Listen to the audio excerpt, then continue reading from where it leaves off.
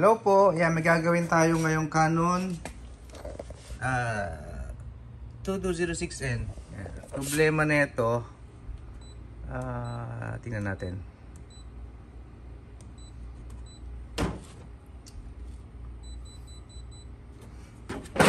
Uy, walang papel.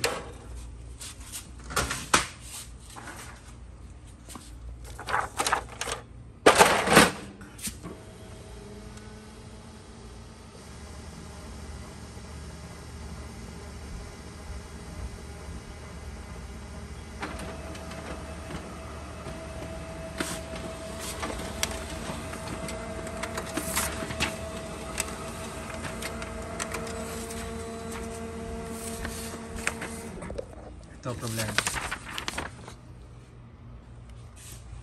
Ayan, problema niya guys, ayan, may background siya. Ayan. So, okay naman yung kopya. Gray background. Ayan, may background siya. Hindi siya puti. Ayan. Ayan, puti. Ito. Ayan, papansin nyo may gray siyang background. So, ang problema niya, ginamitan nila ng toner na China. So, ayan. Kapalit tayo ng toner sa developing unit. Okay. Kapalitan natin yung original. Okay. Ayan guys, ito yung developing unit ng Canon 2206. And ang problema niya may background. So, ginamitan niya ng toner na China. What? Meron naman mga class A na China toner na working sa machine na to. Pero siguro yung ginamit nila hindi magandang klase. So gagawin natin, i-drain natin yan. I-drain natin yung developing. Papalitan natin siya ng bagong original na toner. Ito yung original na toner. EXD. Yan. Original siya. Gino. Pero i-drain muna natin yung lumang toner sa loob. Let's go!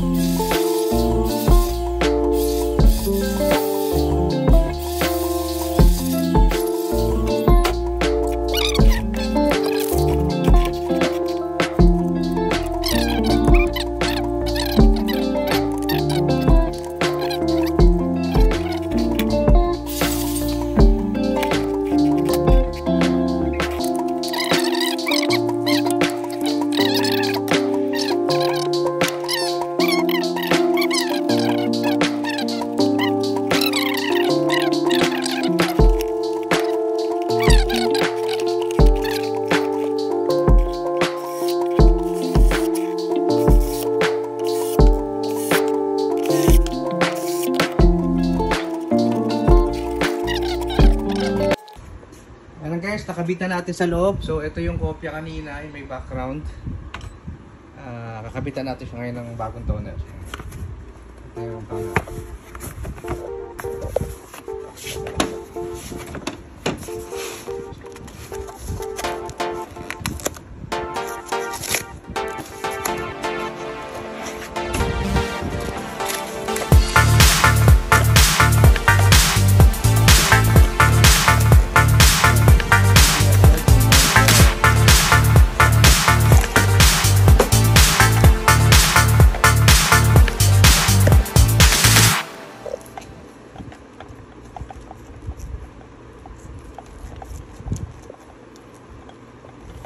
So, huwag nyo muna tatanggalin yung sila at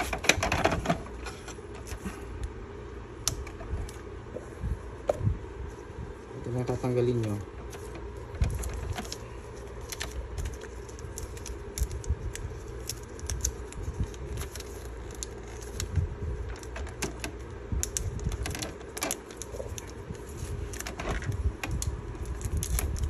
Ito muna yung tatanggalin nyo. Pasok nyo muna yung toner. tatanggalin ko. And close. Okay. And guys, ready na siya. Mag-test spin tayo ngayon.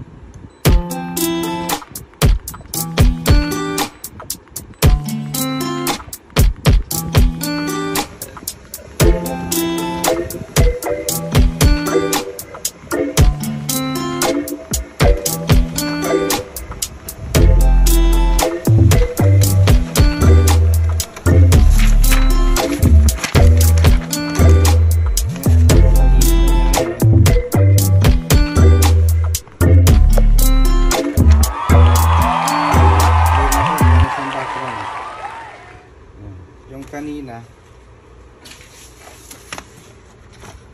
papansin nyo yan, kanina. Ayan. Ngayon, ito yung ating resulta.